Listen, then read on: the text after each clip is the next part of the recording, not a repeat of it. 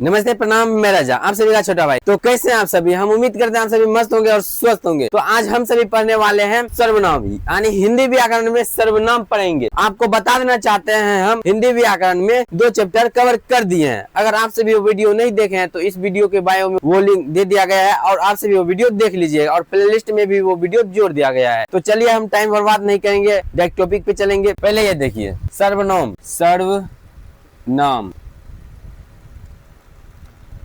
सर्वनाम का शाब्दिक अर्थ होता है सबका नाम। तो आपको परिभाषा नहीं, आपको सर्वनाम का अर्थ बता देते हैं। सर्वनाम का शाब्दिक अर्थ होता है सबका नाम। परिभाषा में लिखना है,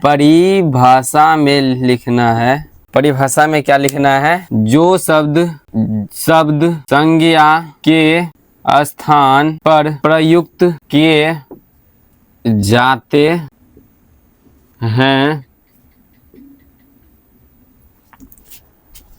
उन्हें सर्वनाम नाम कहते हैं। देखिए सर्वनाम किसे कहते हैं? तो परिभाषा में क्या लिखना है? जो शब्द संज्ञा के स्थान पर प्रयुक्त किए जाते हैं उन्हें सर्वनाम कहते हैं। जैसे देखिए, जैसे किसी का नाम ले लीजिए, राम तो संज्ञा है, ये क्या है? तो संज्ञान। जैसे यहाँ देखिए, आप लिखिए, आप राम हो, आपका प्रयोग हुआ, वहां पर क्या आया? तो सर्वनाम आया। जैसे में क्या लिखना है? राम यहाँ पर संज्ञा हुआ। जैसे आप राम हो तो यहाँ पर संज्ञा सर्वनाम का यूज हुआ। तो आगे बढ़ते हैं। आगे क्या है? आगे है हिंदी में सर्वनामों की संख्या 11 होती है। हिंदी में सर्वनामों की संख्या कितना? 11 होती है। और इसका भेद या प्रकार कितना होता है? सर्वनाम का भेद या प्रकार 6 होते हैं। सर्वनाम का भेद जो या प्रकार जो है ना, ये 6 होते हैं। आपको बोर्ड एग्जाम में पूछा जाएगा हिंदी सर्वनामों की संख्या कितना होते हैं, आपको किस में टिक मारना है? तो 11। फिर आपको पूछा जाएगा सर्वनाम का भेद या प्रकार कितना होता है? तो 6। आपको अगर बोर्ड में पूछा जाएगा सर्वनाम का क्या होता है, तो सर्वनाम का शाब्दिक अर्थ होता है सबका नाम। अगर आपको यहाँ तक कोई डाउट हुआ हो तो कमेंट में जरूर बताएं। तो आगे बढ़ते हैं। हम सभी तो जान गए सर्वनाम का भेद 6 होता है, भेद या प्रकार 6 होते हैं। तो आइए इसका नाम जानते हैं कौन कौन सा होता है। सर्वनाम में देखते हैं तो पहला होता है पुरुषवाचक सर्वनाम। दूसरा होता है निश्चयवाचक सर्वनाम।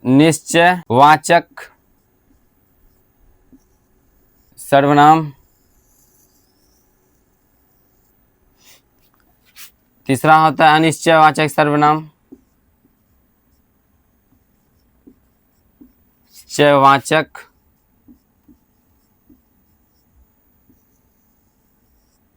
सर्वनाम।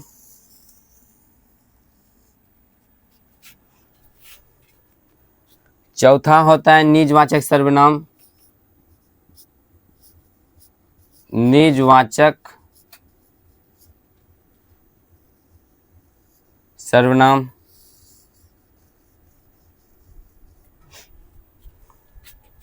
पांचवा होता है प्रश्नवाचक सर्वनाम।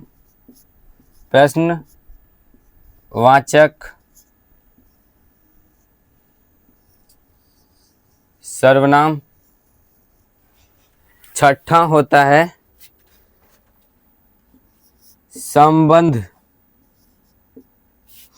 संबंधवाचक सर्वनाम। देखिए ये सभी सर्वनाम का भेद हुआ।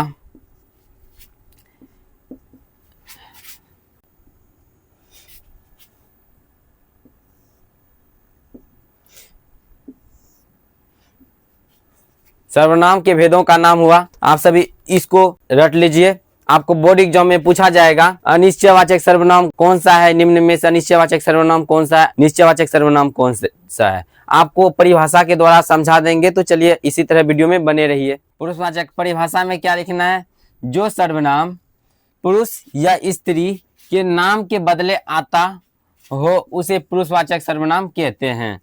जो सर्वनाम पुरुष या स्त्री के नाम के बदले आता हो उसे पुरुषवाचक सर्वनाम कहते हैं। जैसे में मैं, आप, तुम, हम लोग।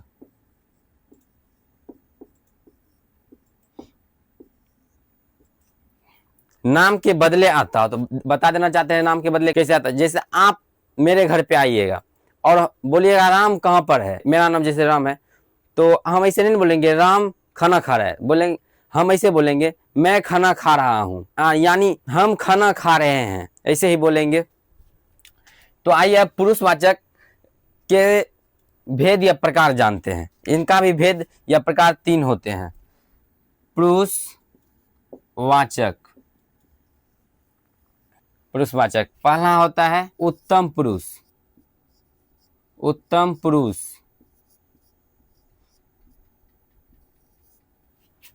दूसरा होता है मध्यम पुरुष। मध्यम पुरुष,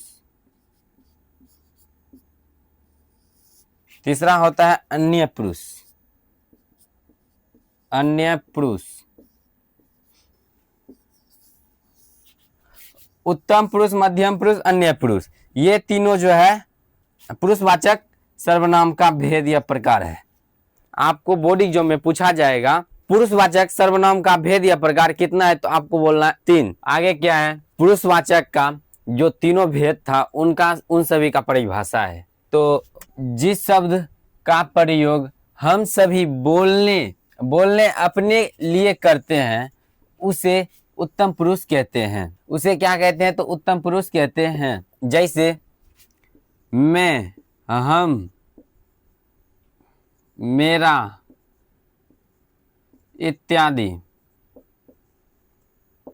आप देखिए यहाँ पर बोलने के लिए मैं खाना खा लिया, हम किसी को बोल रहे हैं मैं खाना खा लिया। हम सो रहे हैं, हम किसी को बोल रहे हैं, यानी बोलने, इस शब्द को हम बोलने में उपयोग कर रहे हैं, दूसरा है मध्यम पुरुष। तो मध्यम पुरुष में क्या है, जिस शब्द का प्रयोग सुनने वालों के लिए किया जाता है उसे मध्यम पुरुष कहते हैं। यानी हम किसी को सुनने के, जैसे देखिए तुम लोग,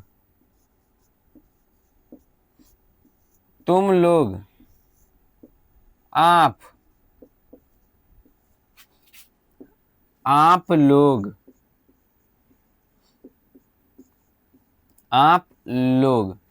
देखिए यहाँ पर तुम लोग खाना खा लिया, वो क्या कर रहा है, हम सभी को कोई बोल रहा है और हम सुन रहे हैं। क्या कर रहे हैं, हम सभी सुन रहे हैं। वो बोल रहा है आप लोग खाना खा लिए, हम क्या कर रहे हैं, सुन रहे हैं। कोई बोलेगा आप खाना खा लिए, तो हम क्या कर रहे हैं, सुन लिए। उसको फिर बोलेंगे हाँ मैं खाना खा लिया। इसमें सुनने का जो ये जो तुम जो है ना, इस शब्द सुनने में उपयोग करता है। तीसरा है अन्य पुरुष, जिस शब्द का प्रयोग किसी अन्य व्यक्ति के लिए या जिसके बारे में बात किया जा रहे हो और जो वहां पर उपस्थित ना हो उसे अन्य पुरुष कहते हैं। जैसे में वे लोग, उसको, उनको,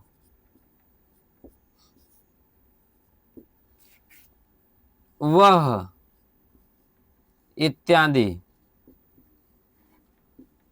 देखिए यहां समझिए, वे लोग, जैसे देखिए कल लड़ाई में वे लोग थे, वो उपस्थित नहीं है, उस जब बस थोड़ा दूरी पर है, उपस्थित है थोड़ा दूरी पर है। बोल रहे वे कल लड़ाई में वे लोग थे, उसको मारा, वह नहीं आया है, वे लोग नहीं आए हैं। जो कि उपस्थित नहीं है, वे लोग नहीं आए हैं, वह नहीं आया है। तो ये शब्द जो है ना, वे लोग या उनको, उसको, ये सभी जो है ना अन्य पुरुष में उपयोग किया जाता है, वो भी किसी को बोलने के लिए। तो हम उम्मीद करते हैं आपको यहाँ तक समझ में आ गए होंगे। तो आपको समझ में आ गए होंगे तो हम सभी आगे बढ़ते हैं। तो आगे क्या है, निश्चयवाचक सर्वनाम। निश्चयवाचक सर्वनाम, जिस सर्वनाम में किसी निश्चित वस्तु का बोध हो तो उन्हें निश्चयवाचक सर्वनाम कहते हैं। जैसे यह, वह, ये, वे। जैसे देखिए यह, वह, ये, वे। यह मेरा घर है, यह मेरा घर है। यह निश्चयवाचक सर्वनाम हुआ कि नहीं हुआ? यह मेरा घर है, हम बोल रहे हैं कि यह मेरा घर है। जैसे वह रमन है, वह रमन है, वह रमन है, तभी हम बोल रहे हैं वह रमन है। आगे है अनिश्चयवाचक सर्वनाम। अनिश्चयवाचक सर्वनाम जिस सर्वनामों में निश्चित वस्तु का बोध ना हो तो उन्हें अनिश्चयवाचक सर्वनाम कहते हैं। यानी निश्चित वस्तु का बोध ना हो, निश्चित वस्तु का बोध ना हो। तो जैसे में कोई, कुछ, कोई कुछ। देखिए कोई कुछ, राजा को कोई मिल गया।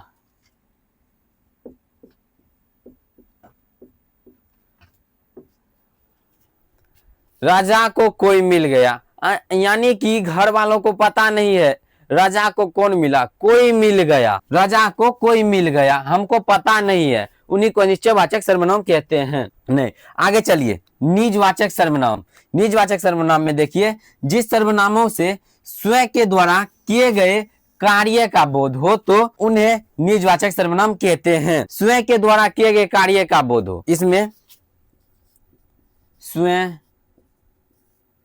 आप, खुद। स्वयं, आप, खुद। हमने स्वयं उस कार्य को किए, मैं, आप, जाऊंगा। इसमें स्वयं के द्वारा किए गए कार्य का बोध हो रहा है कि नहीं? निश्चयवाचक समझ गया, अनिश्चयवाचक समझ गया और निजवाचक समझ गया और पुरुषवाचक भी समझ गए और दो ठो बचा है, उसको भी समझ लेते हैं। तो आइए अब आगे बढ़ते हैं। तो आगे क्या है? प्रश्नवाचक सर्वनाम। प्रश्नवाचक सर्वनाम, तो परिभाषा देखिए, जिन सर्वनामों में किसी प्रकार का प्रश्न पूछने या करने का बोध हो तो उन्हें प्रश्नवाचक सर्वनाम कहते हैं। जैसे क्या, क्यों, कहां, और ये जो प्रश्नवाचक का चिन्ह ऐसे लगा रहेगा तो उन्हें प्रश्नवाचक सर्वनाम कहते हैं। जैसे मेरे बाबू ने खाना खाया, आप उससे सवाल कर रहे हैं, प्रश्न पूछ रहे हैं। कहाँ जा रहे हो, कहाँ जा रहे हो, कहाँ जा रहे हो, आप उससे प्रश्न कर रहे हैं, कहाँ जा रहे हो। दूसरा संबंधवाचक सर्वनाम। जिस सर्वनामों से किसी के संबंध होने का बोध हो तो उन्हें संबंधवाचक सर्वनाम कहते हैं। किसी के संबंध होने का बोध हो, जैसे देखिए जो, सो, जिसका, जिसकी, जिसका, जिसकी,